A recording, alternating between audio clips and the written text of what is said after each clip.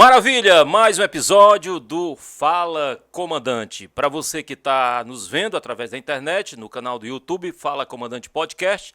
E para você que está no sofá de casa, nos assistindo através da TV Metropolitana para Fortaleza e região metropolitana no canal 16.1. Para a galera que está lá em Sobral, alô Sobral! Sobral nessa época, tá? Vou te contar, viu? O negócio tá pegando fogo. 46.1 é o canal certo para você nos assistir todo domingo. Meu irmãozinho, para você que ainda não se inscreveu, se inscreve, aciona lá o sininho, trisca por lá, faz o que você quiser. O importante é você se inscrever no nosso canal, porque toda quinta-feira a gente traz convidados excepcionais com histórias incríveis. E você também pode acompanhar o nosso QR Code, tá na tela, e ver TikTok, ver Instagram, ver tudo que você tem direito e acompanhar esse programa que é nota 1000. E por falar em 1000, nosso convidado é mais de 1000, porque o cara, meu irmão, vou te contar, além de entrar na tua mente, pode também dizer como é que você vai ter a segurança devida no celular, no notebook. A gente vai falar de um assunto que é importante demais. Aliás, é um assunto que eu digo que é a crista da onda, porque todo mundo está com o celular na mão, está com o notebook, está com o tablet e quer o quê? Segurança. Segurança. Por isso que a gente vai falar com ele, o Alberto Jorge, que é CEO, palavra bonita, né? E fundador da Trust Control. Falei certinho? Falou certinho. Meu amigão, se apresente como você gostaria de ser apresentado para essa massa que nos vê agora através da internet e através dos nossos telespectadores na TV Metrópole. Excelente. Obrigado. Então, meu nome é Alberto, né? Já falou, sou da Trust Control.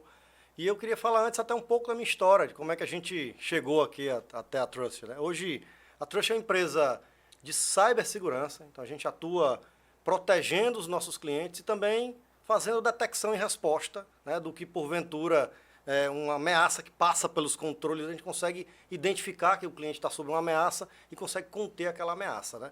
E tudo começou como, né? Tudo começou com uma paixão antiga, uma paixão de adolescente, uma paixão pela área de tecnologia, né? Então, lembro muito bem, meu pai me presenteou com um computador, né? Eu era um garoto, né, ali na época eu gostava muito de videogame, meu pai me presenteou com um computador na época. Para quem conhece dos tempos antigos, era um 486, uma máquina bem antiga, né? É da época do disquete ainda? A época do disquete, inclusive tinha lá o meu disquetinho e usei bastante, né? E sempre eu fui um pouco curioso, então logo depois que meu pai me deu o computador, ele tomou um susto que alguns dias depois eu estava trabalhando com o meu computador todo desmontado em cima da bancada. Então, aquele gabinetezinho padrão lá, eu olhou, rapaz, o que é isso aqui, né?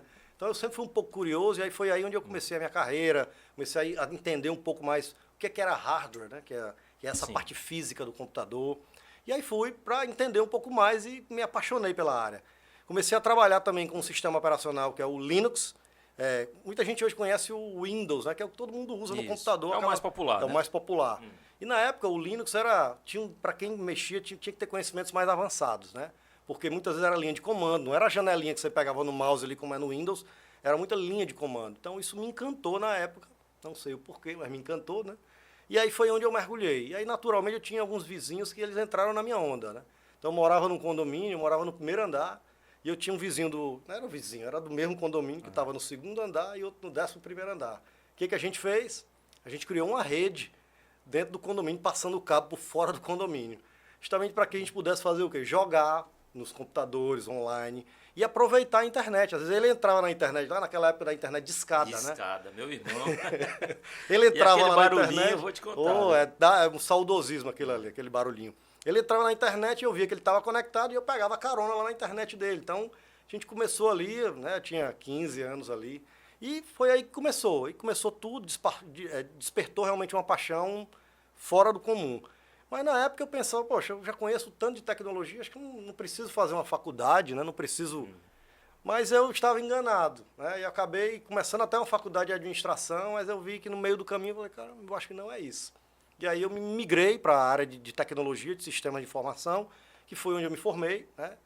E aí eu tive mais contato, um pouco, apesar de ter uma faculdade técnica, mas a gente consegue ter uma visão mais de negócio. Sim. Então eu comecei a ver, por exemplo, contabilidade, marketing, disciplinas não técnicas que eram importantes, dentro de uma área técnica, né? Quem não se vende? Todo mundo se vende, né? Quem não precisa pagar conta, receber, então a gente começou a entender ali, viu que era aquilo ali. Então, não adianta ser um bom técnico, tem que saber vender, saber se apresentar, né, para o mercado. Perfeitamente. E foi aí onde eu comecei a também, em paralelo aos estudos, né? Fora essa carreira de autônomo, que aí eu comecei a mexer com computador, hardware, era o micreiro da família, né? De um problema na máquina, o pessoal me ligava, ia lá, reinstalava. Mas eu queria mais do que aquilo, né? Eu estava olhando mais na frente, meu desejo era como é que eu consigo impactar mais gente, mais pessoas, né? E não só resolver um problema no microcomputador, né? Resolver um problema aqui pontual. E aí eu comecei a entender que o meu mundo era ter um negócio, né? E eu comecei a despertar essa vocação para o empreendedorismo, mas empreendedorismo ligado à área que eu gostava, né? Que é a área de tecnologia, inicialmente lá atrás, a área de tecnologia, porque a segurança a gente mal se falava, segurança é uma disciplina um pouco mais nova do que a tecnologia, né? Então, foi aí que tudo começou, despertou, e aí eu entendi que era aquilo e aquela era a minha vocação. E eu entendi mais ainda que eu já tinha os conhecimentos técnicos suficientes e eu não queria ser técnico.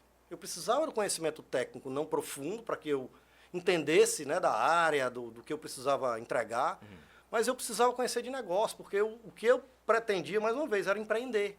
E aí foi quando eu também me formei, imediatamente eu já, como diz, já engatei numa MBA de gestão empresarial para ter uma visão mais ampla. Você tinha quantos anos na época? Da formatura, eu comecei ali minha faculdade. Quando você entrou, o egresso na faculdade, já com esse pensamento, você tinha 19 anos. 19 anos eu entrei na faculdade já com essa mente, né, de montar o meu negócio, de ter um business que eu pudesse impactar o mercado, né, que não fosse uma forma pontual. Né. Então aqui hoje a gente consegue, né, a gente trabalha numa forma de contribuir com a internet em ser um mundo mais seguro. Esse é o nosso objetivo enquanto empresa, né? É tentar fazer com que a internet seja um mundo mais seguro, seja algo que você possa fazer seus negócios de forma mais segura, que você possa ter suas comunicações mais seguras.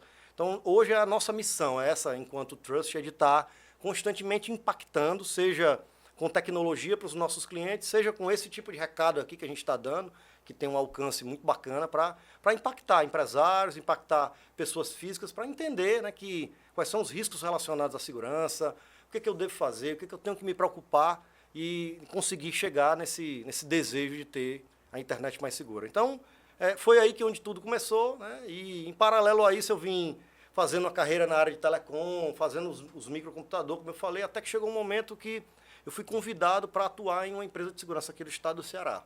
E aí eu entrei nessa empresa e aí foi onde houve mais uma virada de chave, né, que foi a segurança da informação. Porque até então na minha vida era a tecnologia. E aí quando eu entrei nessa empresa, que eu embarquei um pouco mais nesse mundo de cibersegurança, é isso que eu quero. Essa é a minha vocação de fato. É impactar pessoas, né, mas entrando nesse mundo de segurança da informação e cybercrime, é o que realmente eu gosto e é o que realmente eu hoje acordo todo dia. Prazer em fazer. Com toda certeza. Né? Bacana. E aí, só complementando então essa jornada, o que aconteceu também foi que nessa minha jornada, logo depois que eu entrei no MBA, né, eu fui convidado por um grupo, que hoje que é o grupo LANLink, inclusive, que é o investidor da nossa empresa. A gente entrou na LANLink Informática, eu entrei na área comercial na LANLink, e lá na LANLink eu me desenvolvi e fui convidado pelos sócios da LANLink para ser sócio da Trust. Então, eu entrei na sociedade da Trust, a gente fez um spin-off, né? Para quem não sabe do termo, éramos um departamento de segurança da informação dentro de uma empresa chamada LANLink, e a gente criou um CNPJ, onde a LANLink é a sócia majoritária, ela é a investidora, e nós somos sócios minoritários, mas tocamos o negócio. Sou eu e mais dois, que estamos desde a fundação, e eu hoje estou na liderança da empresa. Eu iniciei 100% focado na área comercial, em entender estar ali todo o tempo com os clientes, entendendo os desafios e ajudando.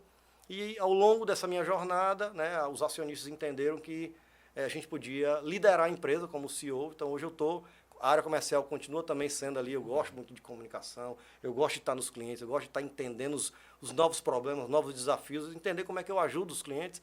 Então é algo que me cativa muito. Então eu entrei nessa liderança, mas a minha veia continua sendo essa veia comercial de estar no cliente. Isso também me empolga demais. É um termômetro, né? Você vai tendo noção como é que está o mercado conversando com o cliente. Perfeito. E você falando da empresa, agora em setembro vai completar 15 anos, não é isso? Perfeitamente. Vamos fazer 15 anos de CNPJ aberto, né? Como eu falei, a gente tem uma experiência um pouco maior por ter construído esse departamento de segurança, que foi o embrião para o nascimento da empresa. Então, 15 anos de CNPJ, né?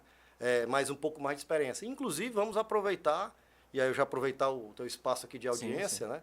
A gente vai fazer, inclusive, uma comemoração dos nossos 15 anos. O foco não vai ser a festa, vai ser um evento de conteúdo. A gente vai fazer um summit, tá? Até fechamos a data hoje, vai ser em outubro, agora o summit. E a ideia é trazer empresários, trazer figuras da área de cibersegurança, fabricantes, para ter painéis de discussão, com debate, de ter palestra, casos de sucesso, né? E, naturalmente, a gente vai aproveitar para comemorar nossos 15 anos ali, encerrando o evento com um happy hour, etc. A gente está fechando os lugares, mas já tem 2 possibilidades de hotel que a gente fechou, e eu devo divulgar, logo a gente vai estar divulgando também nossas redes, já tem a data fechada, já tem alguns parceiros, patrocinadores fechados, mas tem ainda alguns detalhes que faltam para inclusive, poder divulgar por completo, tá? Maravilha. Alberto, voltando um pouquinho no tempo, você fez uma ótima apresentação, eu quero saber quem é o Alberto. Ele veio de onde? É de Fortaleza? Perfeito. É do interior do estado? É de outro estado? E antes de começar essa trajetória tão bonita sua, você fazia o que antes? Foi office boy? O que você fez da vida antes de começar essa jornada? Perfeito. Bom, eu sou natural de Iguatu, né? Criado em Lavras da Mangabeira. Olha aí. Meus pais são bancários, né? Se conheceram ali na época de concurso de Banco do Brasil e foram morar em Lavras da Mangabeira, né? Lá tem a Vila dos Bancários, lá onde a gente residiu lá. Eu até os 6 anos de idade. E eu nasci em Iguatu por comodidade, né? Porque tinha uma estrutura melhor do que Lavras. Eu fui gerado em Lavras, minha família já morava em Lavras. Fui em Iguatu, tinha uma estrutura melhor. Terra do Eunício Oliveira? Exatamente. E aí, de lá a gente voltou para Lavras. Basicamente nasci e fui criado em Lavras. Com 6 anos vim para Fortaleza. E eu já posso considerar aqui já mais fortalezense do que próprio iguatuense, vamos chamar assim. Apesar de a gente ter lá a genealógica vem de lá e tudo. Sim. Mas... E eu também tenho uma família grande do meu pai do Cariri, né? Principalmente do Crato ali. É algo que também é uma região que eu sou fascinado também. Quase que todo ano eu estou lá, principalmente na época da exposição do Crato, né? Que toda a minha família se reúne lá. Já tem alguns anos que eu não vou, porque aí eu fui pai, né? Então, nessa minha jornada, eu tenho 2 filhos. A minha filha mais velha tem 4 anos. E o meu filho mais novo vai fazer 7 meses agora. Olha aí. Então, foram 4 anos aí que, assim, muita coisa. Minha filha nasceu, bebê de pandemia, nasceu no meio da pandemia. Então, foi muito desafio. E, assim, mas é muito desafiante e o quanto é bacana você ver seus filhos crescendo. Então, prazeroso. É muito prazeroso, né? Então, minha família, tenho meus pais são vivos, né? Seus pais... Então, um relacionamento próximo a mim, a gente está sempre lá conversando. Eles moram lá ainda?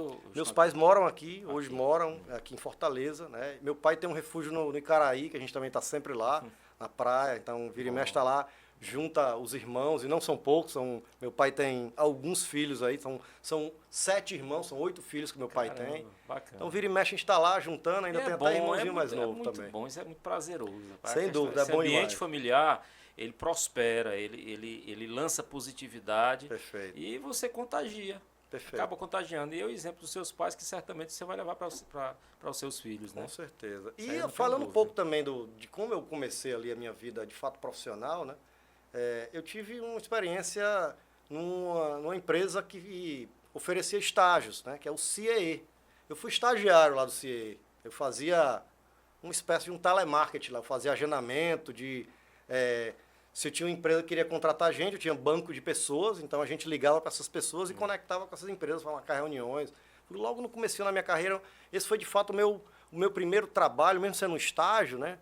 Ele foi o meu primeiro trabalho. Porque até então era, como eu falei, era micreiro. Então eu ia lá, ajeitava o computador de da família, etc. Então eu meio que paralelizei esse trabalho mais autônomo, né? Até o meu primeiro trabalho formal mesmo, sendo como estágio, né? E foi lá. E aí, mas lá eu já migrei por completo da área de tecnologia. Saí de lá do CIE, eu já fui para uma empresa de tecnologia, mas era uma empresa de venda de microcomputador. Então, na época, eu montava computador e dava manutenção nessa empresa também.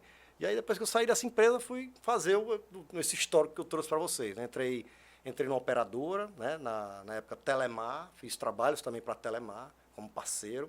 Depois, eu acabei entrando nessa empresa de cibersegurança, empresa Lanlink, que é a empresa sócia da minha empresa, e hoje estou há 15 anos lá, desde a fundação da Trust, né?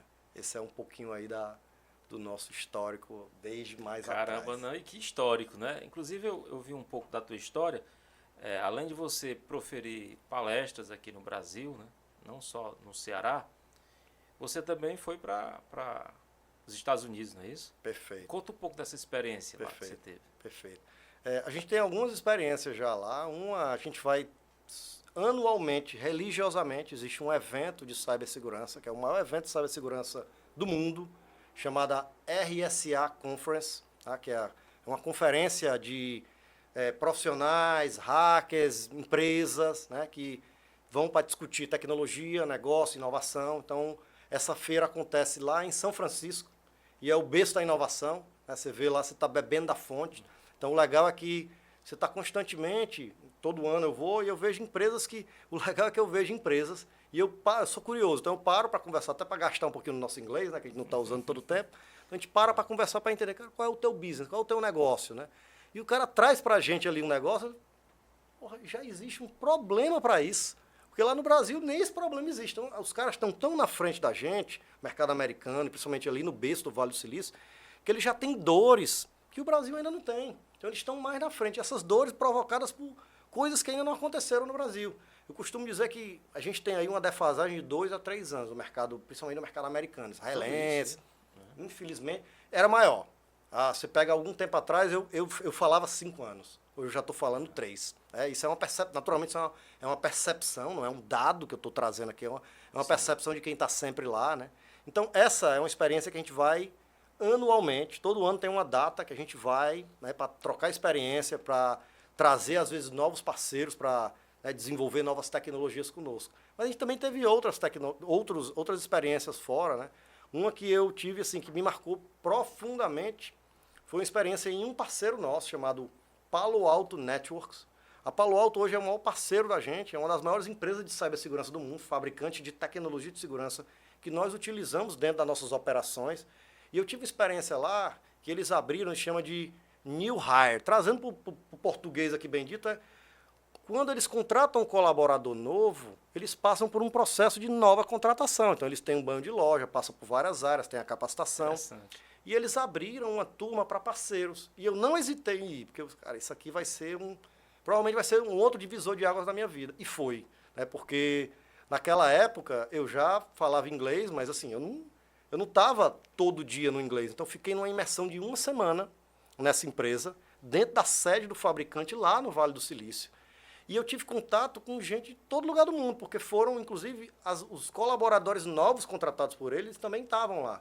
Então, tive contato com gente lá de Londres, do Irã, e a gente fez um grupo de trabalho. A gente se dividiu lá, acho que foi em 3 ou 4 grupos de trabalho, 100% inglês. Então, super desafiante. E para complementar o desafio, que para mim aí foi a famosa cereja do bolo, a gente tinha que, ao final de tudo, fazer uma apresentação do grupo em inglês.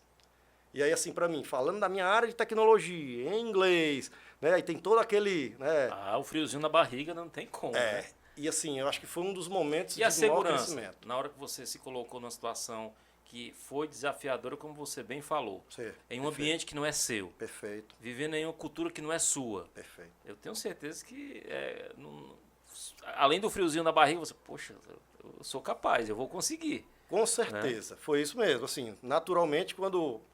O primeiro impacto foi o friozão, não foi nem o friozinho, foi aquele calafrio, né, que a gente passa. Mas eu acho que a gente sabendo administrar isso é super positivo. Né?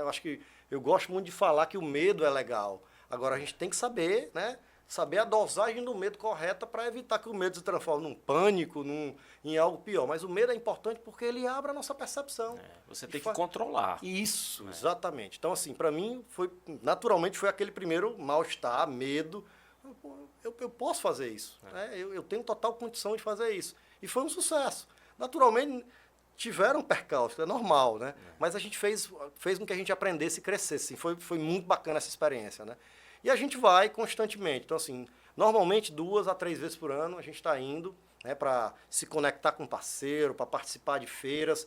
Recentemente teve uma que eu queria ter ido, mas com certeza no próximo ano eu vou. Esse que eu falei, RSA Conference, ele é um evento mais de negócios, tá? Tem um outro evento de cibersegurança, que esse aconteceu agora, em comecinho de agosto, que ele é mais voltado para a comunidade hacker, tá? E quando eu falo em hacker, não levem, porque é o termo do o cara que rouba, não necessariamente. Isso tornou até uma palavra pejorativa, né? Exato. Infelizmente as pessoas falam de uma maneira assim errônea. E quem é hacker às vezes até se sente menosprezado, né? Exatamente. Porque o hacker é o cara que tem um bom conhecimento técnico, mas não necessariamente ele vai usar o conhecimento pro lado do crime, né? Então existe uma conferência hacker chamada Black Hat, tá? Que acontece em Las Vegas todo ano. Estava na minha ideia de ir, mas infelizmente acabei não conseguindo ir, mas essa é uma outra feira, mas que o foco ele acaba sendo um pouco mais técnico, né? Então eu tenho a maior feira de segurança, que é a RSA que eu comentei, acontece sempre em São Francisco, né? Olhando para o mundo mais de negócios, e essa outra feira que é um mundo mais técnico, né? E a gente tem que sempre aliar os dois mundos, não tem muito ponto de correr, eles andam juntos, né? O mundo mais de negócio e o mundo técnico, eles andam juntos, então a gente tem que estar ali olhando, né, e permeando isso, porque não tem muito para onde correr. A gente vai falar com, às vezes, o dono do negócio ou um cara de negócio lá em cima da área de segurança, mas eu também tenho que, né, e a gente fala a nossa linguagem, eu tenho que, às vezes, escovar o beat, né, que é entrar muito a fundo na tecnologia e, muitas vezes, colocar para funcionar uma tecnologia dentro de um cliente, para ele ver funcionando pelo período, muitas vezes, para que ele prove daquilo, ele entenda que aquilo ali vai agregar valor para o negócio dele. Além do valor, né, como você bem destacou, tem a questão de você estar se alimentando, né, de novas informações, né, convivendo com pessoas que vão te trazer algo muito positivo. Perfeito. E essa questão desse ato, né, de um país do primeiro mundo para o Brasil é algo assim, apesar, na sua percepção, melhorou, né? Sim. Vamos aí contabilizar 3 anos, mas mesmo assim, se você for parar e avaliar, puxa vida, 3 anos, são 3 anos. Perfeito. E um dado que eu trago aqui para corroborar com isso o Brasil foi, no ano passado, o segundo país mais atacado do mundo. Então, assim, tem alguma relação, né? Como é que está o nosso investimento, como é que está a nossa cultura de segurança, o próprio país, né? Pensando no governo, pensando nas leis, né? Não é só uma mera questão de eu tenho que usar aqui um antivírus no meu computador, no meu celular, políticas governamentais, né? A gente viu aí, o Brasil avançou naturalmente, começou lá atrás ali com a Lei Carolina Dickmann, né, que o pessoal fala, né? Teve o Marco Civil da Internet e agora a gente tem a LGPD, a Lei Geral de Proteção de Dados, que bem ou mal, ela vem para ajudar não só as pessoas que são donas dos dados, né, a saber que eles têm uma lei que protege eles, mas também as empresas, para que as empresas adotem melhores práticas de segurança para evitar que esses dados caiam em mãos erradas, né? Então, para mim, a lei veio a calhar, é algo que a gente tem uma expectativa alta, mas infelizmente... Você acha que foi tardio?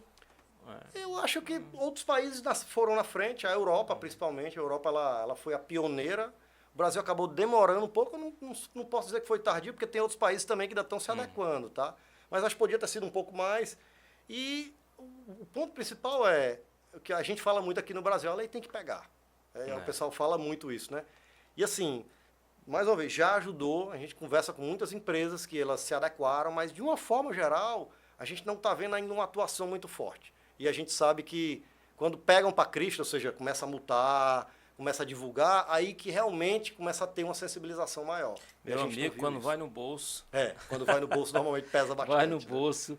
E por falar em bolso, vamos tocar num assunto que é importantíssimo. Eu tenho, você tem, todo mundo tem. Aplicativo de banco. É seguro mesmo, como vendem as instituições? A minha mãe não. Ela tem. O telefone fica em casa. E se precisar, não. O telefone fica em casa, trancado, guardado, porque ela não se sente segura ao sair de casa com o telefone que tem lá aplicativo de banco, tem a tua vida toda. Perfeito. E aí com medo de um assalto e vem um inesperado. Perfeito. Né? O sujeito vai, quebra e tem acesso às tuas contas. Perfeito. Infelizmente, mais uma vez o criminoso, né, constantemente buscando formas de burlar a gente. Né? Então, assim, é importante que a gente entenda que não tem bala de prata. Isso eu falo muito. Na área de segurança, e o que é o não ter bala de prata, né? Traduzindo, eu nunca vou ter uma segurança 100%.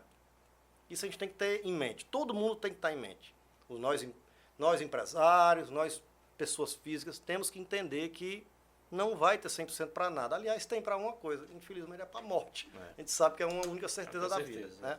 Mas em relação a proteção, você nunca vai estar 100% protegido. Inclusive, são até palavras que eu evito de usar, de vou te garantir, porque não tem como. Você tem que entender que o risco ele é algo que é inerente a você estar usando a tecnologia. Ela é um risco. A tecnologia é um risco. Agora, o que você faz? Você pode trabalhar a forma de você reduzir e minimizar o seu risco. Então, olhando, por exemplo, para celular, que você comentou, e aplicativo de banco. Vou falar o meu caso de uso. Tá? Eu adotei um banco, tá? Onde eu tenho os meus investimentos, por exemplo, que esse banco ele tem formas de proteger o meu investimento. Como? Um exemplo mais bobo aqui ele só aparece, por exemplo, meu saldo, se eu tiver em lugares que eu pré-cadastrei de forma segura. Onde é que eu faço isso? Na minha casa. Então, assim, de novo, eu estou 100% seguro, isso impede que alguém entre na minha casa, né? Vá lá, me estorque, pegue meu celular, pegue minha senha e faça... Não. Mas eu consegui reduzir bem a minha superfície de ataque.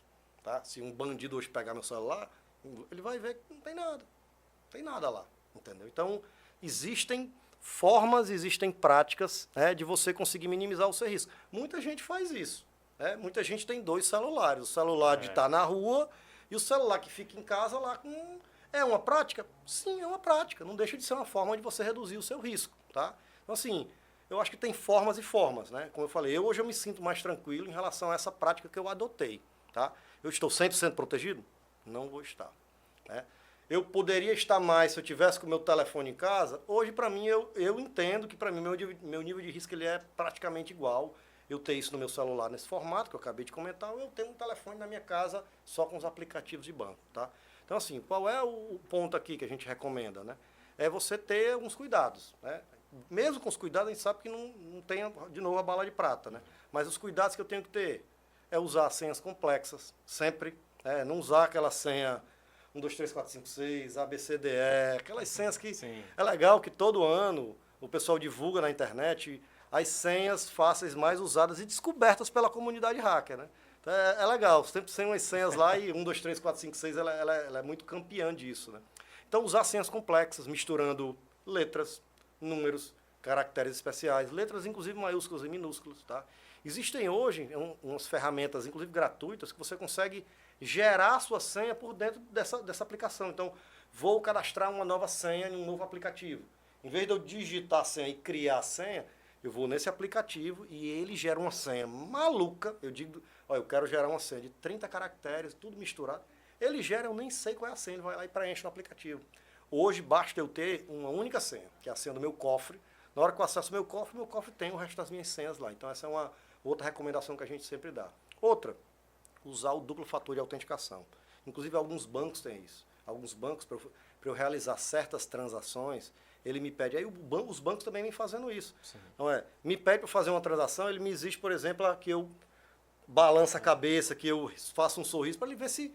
O bandido pode fazer? Ele pode estar ali contigo com a arma do lado fazendo. Infelizmente não tem. Mas essas são práticas que a gente adota, a utilização de um antivírus, né, dentro do aplicativo do celular. São práticas que a gente adota que eu vou minimizar o meu risco, mas eu nunca vou chegar em dizer que eu estou 100% protegido. Tá?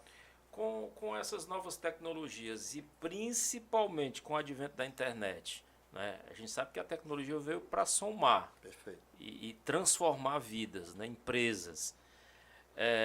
Há uma vulnerabilidade maior através das redes sociais, e-mails que vêm os links, e o sujeito vai lá e clica, às vezes, infelizmente tem o lance da pornografia, o sujeito que quer ver aquele videozinho com aquela mulher assim assada, porque existe, a gente comenta isso porque existe. O sujeito vai lá, clica, é um vírus. Perfeito. Aí daqui a pouco ele está com o celular, o computador dele todo infectado. Né?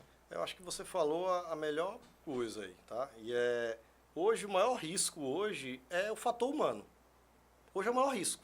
É legal que tem uma ilustraçãozinha que eu vejo que imagina 20 pessoas em cima de um carro, de uma D20. Tá? Aí ele começou a dar nome a essas pessoas. Cada pessoa era o nome de uma tecnologia que controlava a segurança. Antivírus, IPS, são sopas de letrinha que a gente usa na segurança, mas que são tecnologias que protegem. Aí tem uma última pessoa que ela está sentada assim na D20, ali na parte onde abre a D20, com a mão assim para trás, como se estivesse segurando, naquele lugarzinho que ele abre. Sim. Aí, qual é o nome do cara? O usuário. Ou seja, e por que eu estou falando isso? É para exemplificar, assim, a gente de tecnologia muitas vezes investe muito nos controles tecnológicos. coloca um antivírus, coloca 200 tecnologias para fazer controle, mas a gente esquece de tratar o fator humano. E aí o fator humano bota tudo por água abaixo. Como? Recebe um e-mail e clica no link. Então, muitas vezes, isso acaba passando pelas tecnologias. E o humano poderia ter um filtro disso. Como assim um filtro? Cara, desconfia. Hoje eu tenho que desconfiar de tudo, né? Então, tá chegando algo para mim e hoje o atacante, ele pega o gancho. Né? Ontem mesmo eu recebi no WhatsApp, à noite, quando eu cheguei em casa, uma sequência de 6 dígitos para eu copiar e colar. E eu, pô, né, aqui tá errado, né? Para passar os dados de um celular para outro celular.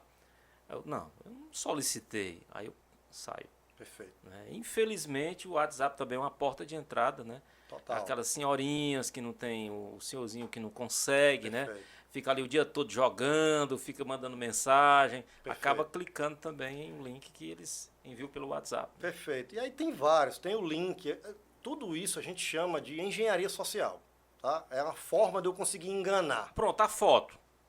Eu já ouvi falar que se mandar a foto, independente de quem seja, de uma foto de uma paisagem, seja lá o que for, aí clica na foto. Aí a foto é um vírus. Sim, sim, isso é verdade. Por exemplo, eu posso estar com o meu dispositivo, por exemplo, eu tenho meu telefone celular, ele pode ter uma vulnerabilidade que, por exemplo, o fabricante, o Android ou a Apple já viu, ó, isso aqui é um problema e tu precisa atualizar para corrigir esse problema, mas muitas vezes depende do usuário ir lá e atualizar.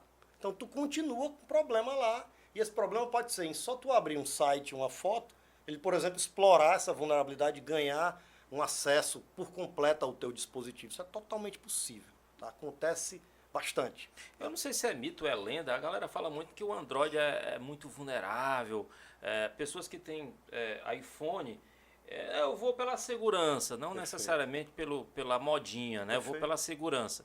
Dizem que tem mais segurança do que o Android. Eu gosto de falar duas coisas.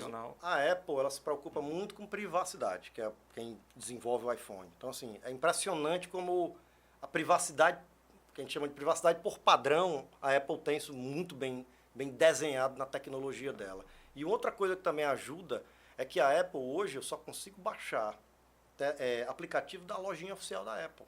Então, aquela lojinha oficial da Apple, se eu quero desenvolver um aplicativo para colocar lá dentro da Apple, eu tenho que passar por diversos controles da Apple até meu aplicativo estar disponível.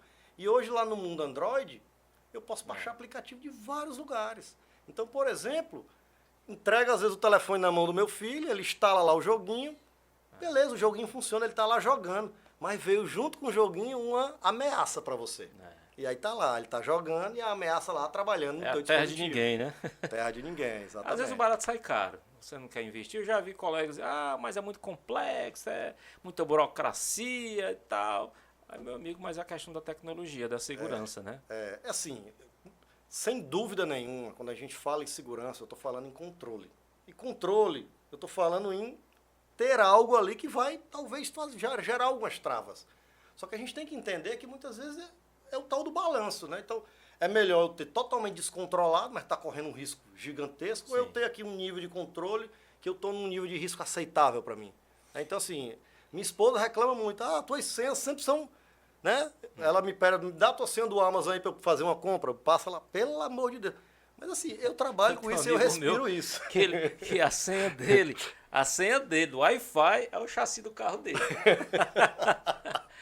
Ele tem um estúdio lá em Guaraciaba, eu disse, Manuel, rapaz, me dá a tua senha. É o chassi do meu carro. Aí começou, letra, número, meu amigo.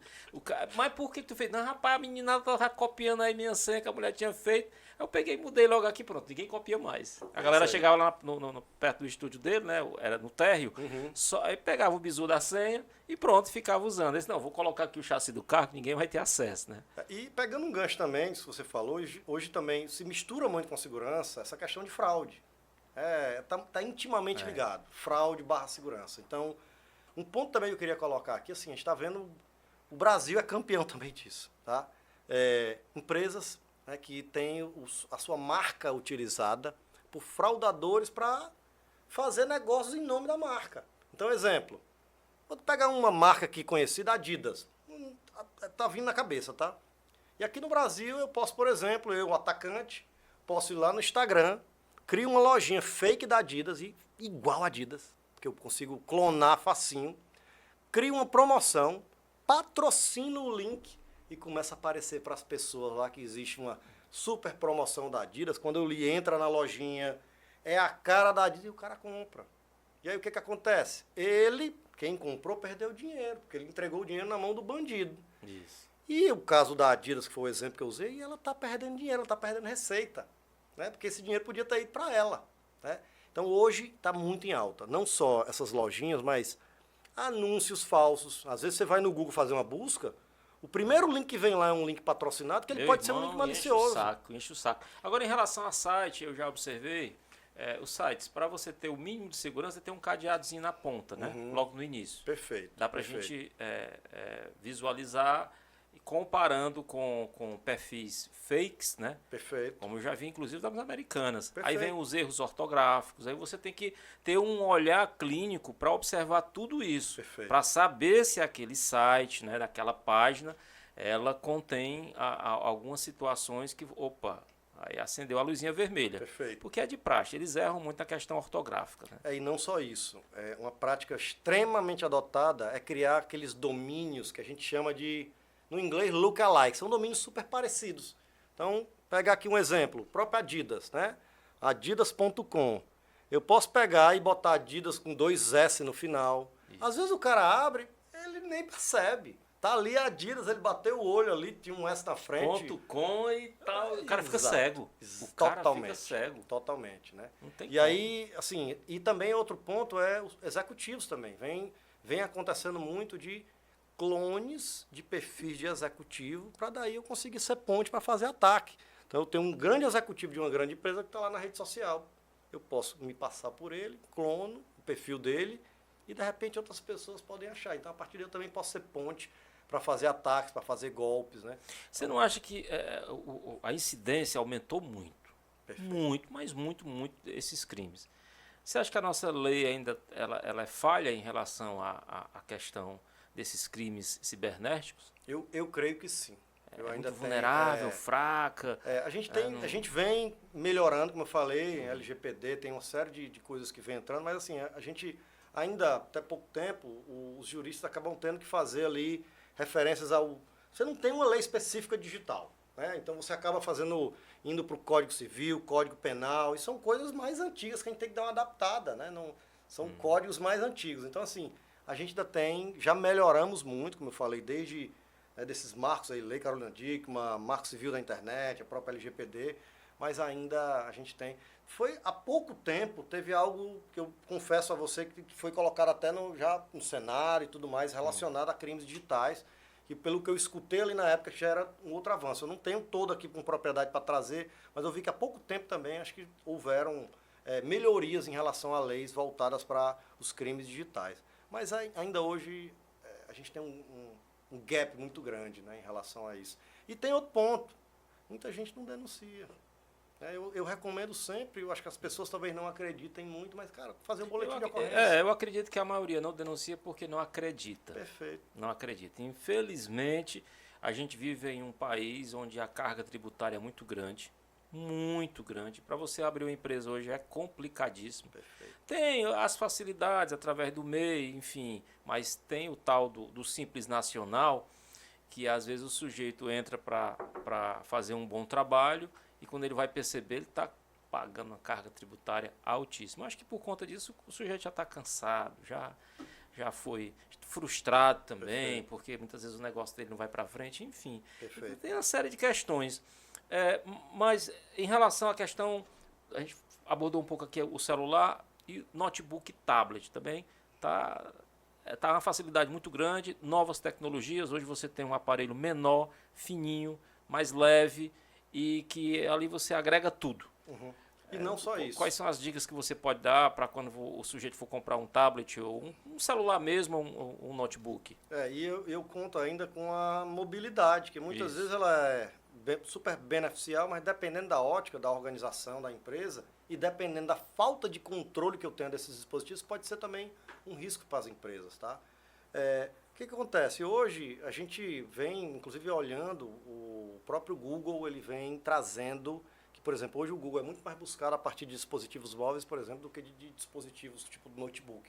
Então vem fazendo uma movimentação para o dispositivo móvel cada vez mais, né? Reduzindo desktop, PC e aumentando notebook e tablet, né? São dispositivos que, de uma forma geral, precisam de controle, né? Aliás, todos os dispositivos precisam de controle. E os controles que são mais comuns, como eu falei, é o famoso antivírus. Ele ainda é efetivo, você precisa ter, né?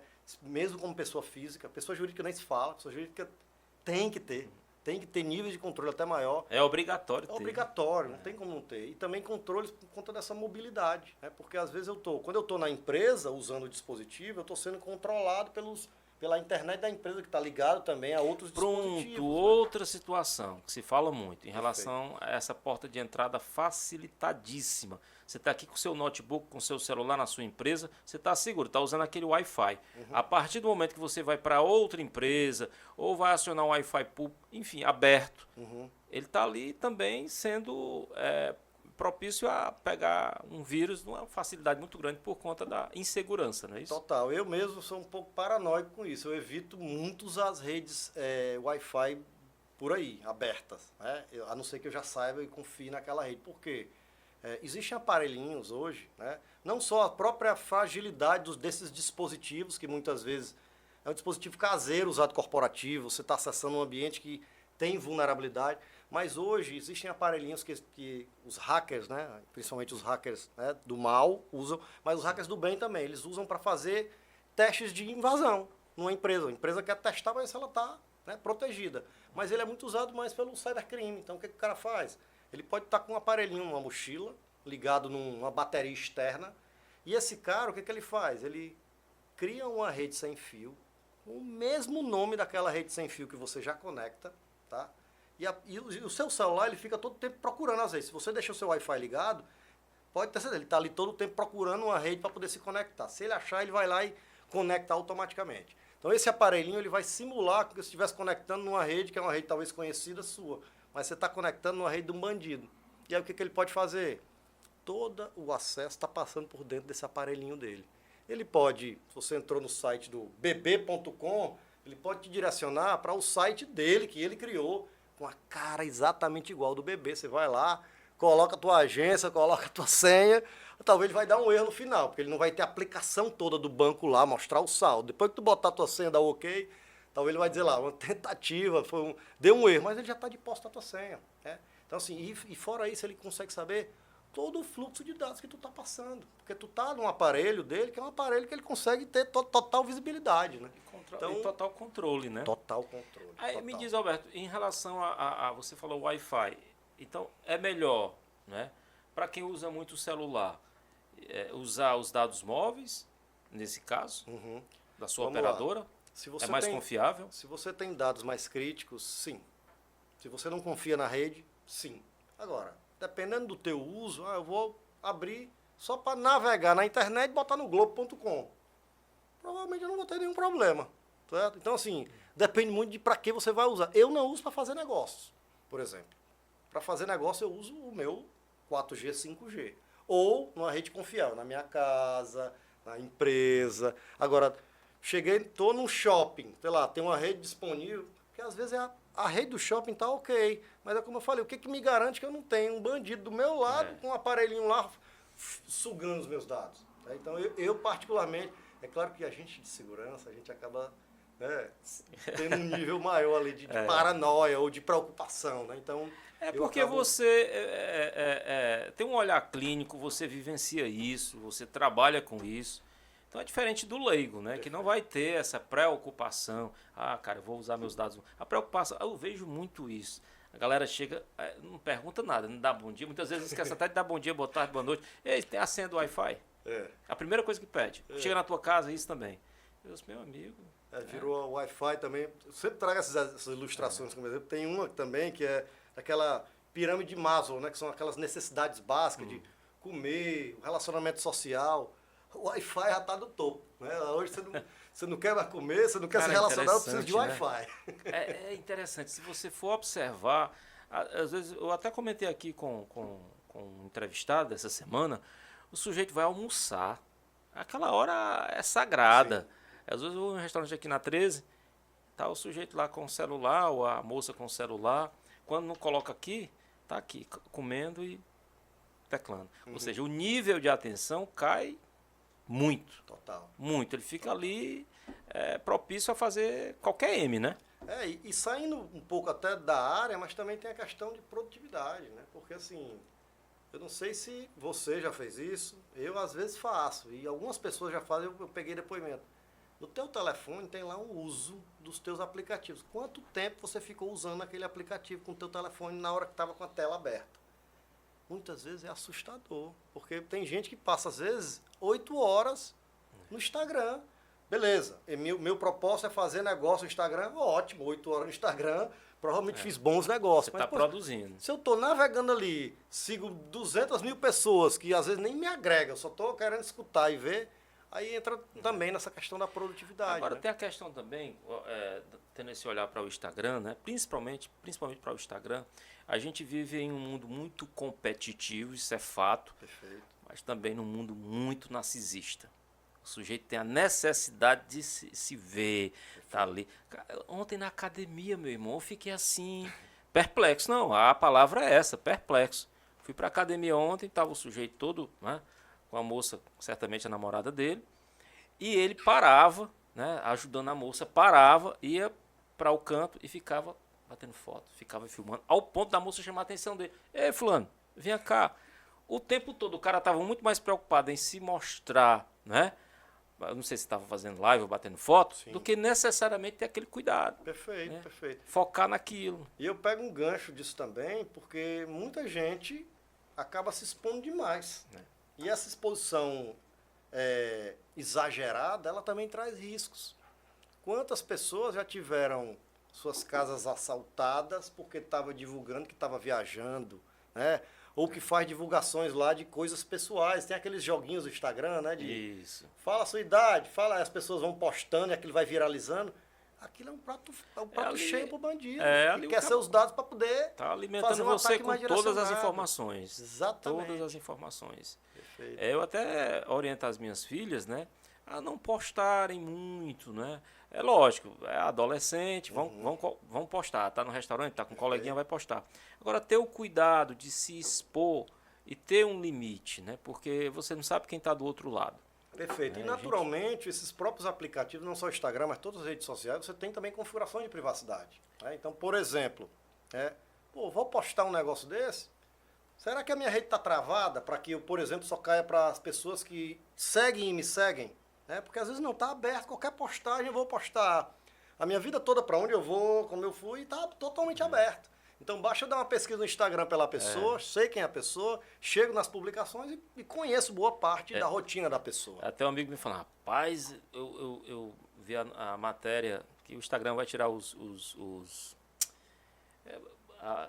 a mulher fica toda maquiada, toda bonita, os filtros, pronto. Filtro. Esse rapaz eu já tava de saco cheio. Pra mim, toda mulher bonita, toda mulher igual. Se você colocasse as mulheres enfileiradas, tem o mesmo rosto, a mesma maquiagem, tudo igual. Você não sabe quem é quem. É verdade. E pior que meu irmão. A verdade é essa. A necessidade é tão grande de se mostrar que o sujeito quer mostrar a sua melhor face, né? O seu melhor corpo, a sua melhor casa, o seu melhor carro. Perfeito. Muitas vezes nem tem nem nada disso, mas tem a necessidade de mostrar. É isso aí. E aí é onde mora o perigo, como você bem falou, né? Com certeza. Ter muito cuidado. Perigo. Mas me diz uma coisa. Em relação à tua empresa, o campo de atuação, não é? Hoje é em Fortaleza, atua também em outros estados, dando esse suporte, consultoria, palestras. Como é que está a tua vida hoje em relação à apresentação da tua empresa para ajudar essas pessoas, ajudar as empresas a ter um controle melhor e uma segurança mais assertiva? Legal. Bom, a gente é cearense, a nossa base é aqui no Ceará, né? A gente está aqui nesses 15 anos aqui, mas a gente atua em todo o Brasil. Então, a gente tem clientes espalhados por praticamente todas as regiões do Brasil. Né? Naturalmente, o Ceará com mais força, né? por essa fortaleza de estarmos aqui, mas a gente também tem uma atuação mais forte em Recife e Minas Gerais. A gente tem gente presencial nessas localidades, atua, e esse pessoal acaba cobrindo a região próxima. Né? Então, o pessoal de Recife cobre ali a região Nordeste, aqui no Ceará eu também cubro outras regiões. Em Minas ele acaba cobrindo ali um pouco da região ali do Sudeste. Né? Sudeste. Então a gente já começou essa movimentação mais forte para Sudeste agora. Até então era basicamente Norte e Nordeste.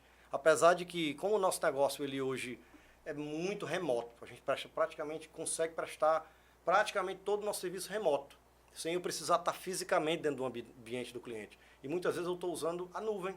Né? Eu uso a nuvem para... A tecnologia está na nuvem, onde eu utilizo a tecnologia para prestar o serviço a partir do meu centro de operações que fica aqui em Fortaleza. Tá? Então, cada vez mais, essas fronteiras físicas, ela vem, e principalmente a pandemia, se tem um legado minimizou legal, muito, né? Minimizou muito a algo legal distância, que a né? pandemia deixou, foi isso. Tá? Foi essa abertura de fronteiras, né? De você conseguir trabalhar de onde quer que você esteja. E isso também habilitou muitas empresas, que é um outro legado também que eu trago, a meio que forçadamente a fazer a transformação digital. Isso acabou sendo muitas empresas que estavam pensando, estavam se planejando em fazer uma transformação digital para ter o seu negócio mais digitalizado, olhando para um horizonte de 5 anos, cara, ou eu faço agora, amigo, ou eu vou ficar fora do mercado, porque quantas empresas fecharam as portas na pandemia?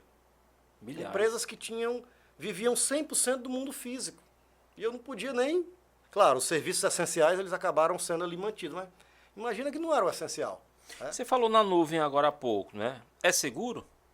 Porque tem empresas que até pessoas, né, que têm determinados trabalhos, são autônomos, guarda muitas vezes no HD, no pendrive. Sim.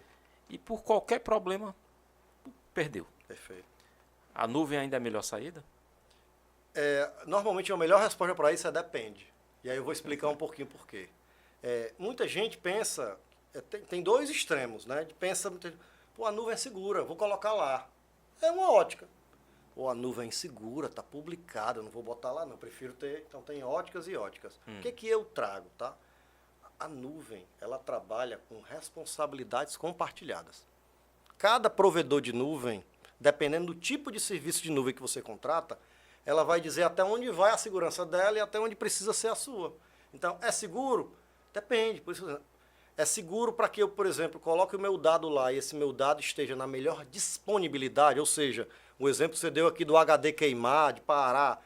Numa nuvem é muito mais seguro. Por quê? Porque normalmente na nuvem eles já trabalham com a redundância, né? com esse dado espalhado, às vezes, em lugares diferentes. Então, olhando para uma ótica de disponibilidade, a nuvem é bem mais segura. Agora, olhando para uma ótica de confidencialidade, talvez aqui dentro de casa eu poderia ter mais tecnologia do que na nuvem, apesar da nuvem poder fornecer também esse tipo de tecnologia. Você tem uma série hoje de controles que são controle de segurança na nuvem.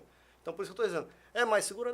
Depende de quantos controles você tem lá, né? Do que você tem realmente funcionando nessa nuvem. Né? Mas, de uma forma geral, a nuvem ela é um pouco mais segura do que você ter o seu ambiente, porque a nuvem ela foi construída com essas preocupações mais básicas, principalmente olhando por pilar da disponibilidade, que é o teu dado, quando eu precisar acessar o dado, eu poder ter acesso ao dado. Diferente, por exemplo, de um HD, né? O HD, eu tinha um HD externo que eu deixava minhas fotos lá. Um belo dia eu fui ligar meu HD e ele não ligou. E eu acabei perdendo boa parte dessas minhas fotos que eu tinha ali no passado. E o que faz o HD? Você certamente guardava, tinha todo um zelo, um cuidado. O que faz um HD do nada não funcionar mais? Primeiro caso, ele é um componente ligado na energia. Né? Ele está no computador ligado na energia. Então, assim, pode acontecer, qualquer dispositivo hoje está na energia, ele pode acontecer de parar abruptamente. Agora, esse caso específico é que os antigos HDs, hoje em dia os HDs são mais modernos. Né? Hoje o HD, normalmente, nem chama mais HD, eles chamam de SSD. SSD. Né? Por quê? Porque é uma memória que ele chama de sólida. A memória não é... Antigamente você tinha um disco. O HD, quando você abria, lá em casa ainda tem alguns, disco, porque eu abria e gostava de pegar o ímã é super forte, tem um ímã dentro do HD. Como é que funciona o HD? É um disco, de fato é um disco, e ele tem uma agulha, e um ímã com uma agulha que ele fica usando essa agulha para gravar. Então ele tem um componente eletromecânico. É muito mais fácil de dar problema ou no disco que roda, ou no braço que fica lá gravando para colocar o dado. Tanto é que hoje os HDs SSDs são muito mais seguros. Ah, é infalível? Não, não é infalível. Né? Tem HD SSD, eu mesmo já tive um HD SSD que deu problema. Agora, o risco, de novo, volto a falar de risco. Né? Ele é muito menor, o risco de você ter o dado disponível no HD SSD, por exemplo, do que num HD mais tradicional lá que se usava Então, do melhor se você tem imagem, foto, planilha, seja lá o que for no HD, tem uma cópia na nuvem também. Perfeito. Dependendo do grau enfim, não digo nem de responsabilidade, faltou a palavra aqui. Disponibilidade, talvez, né? De você ter, de critério, de quão crítico é o negócio. Então, por exemplo, aquilo é um negócio que se eu perder, eu praticamente morro, né? É a minha vida ali. Então, o ideal é que eu coloque mais de um lugar, naturalmente, né? Para que eu não enfrente aí algo que vai levar a minha vida embora, aqui no exemplo que eu estou dando.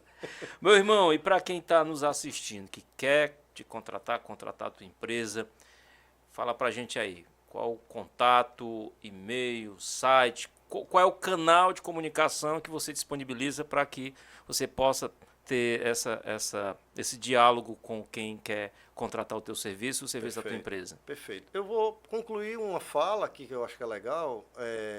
A gente tem aí o site, né, da www.trustcontrol.com.br, é o nosso site que tem lá o material. A gente também tem as redes sociais, a gente está lá no Instagram, no LinkedIn. O meu LinkedIn pessoal, até para quem quiser me contactar, é o final ali, né, que é o link, normalmente é LinkedIn/in/Alberto JBS, né, de Jorge Brito Santos. Olha aí, JBS, marca conhecida, Opa, viu? Filho, né, são as iniciais do meu nome, Alberto JBS Filho. Também tem, quem acessar lá vai ver também que tem o LinkedIn da empresa, a gente está lá com muitas novidades, está sempre divulgando novidades, às vezes é um ataque, às vezes é uma falha nova, então a gente tem um boletim lá que você pode assinar para estar ficando inteirado do que está acontecendo. Mas o que eu queria dizer assim, olhando no mundo empresarial, a gente fala muito da cibersegurança, né? Eu costumo dizer que não é uma questão meramente de dizer eu estou ou não estou seguro. Quando a gente fala de segurança, a gente fala de maturidade. E é essa a mensagem que eu queria deixar aqui. Quando a gente pensa em segurança empresarial, como é que está a minha maturidade de segurança? E essa maturidade a gente olha normalmente à luz de algumas melhores práticas de mercado.